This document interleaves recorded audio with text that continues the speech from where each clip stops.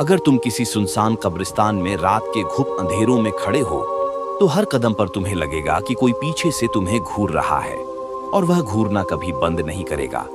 मैं एक छोटे से गांव से गुजरा, जहां लोग कहते थे कि पुराने रेगिस्तान और कब्रिस्तान के बीच एक खानाबदोश कबीले की पुरानी कब्रों में कुछ ऐसा छिपा है जो सिर्फ रात को जागता है। पहली ही रात मुझे महसूस हुआ, जमीन के भीतर से किसी की भारी भारी सांसें आ रही थीं। हवा बिल्कुल शांत थी, लेकिन एक ठंडी लहर मेरे चारों ओर घूम रही थी।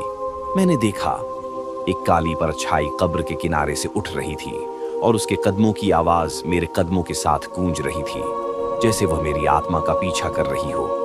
अचानक मेरे कान के बिल्कुल पास से एक फुसफुसाहट आई, यहां से कोई जिंदा वापस नहीं जाता, तुम भी नहीं, बस इंतजार करो। मैं भागने की कोशिश करने लगा, लेकिन जमीन ने जैसे मेरे पैर पकड़ लिए।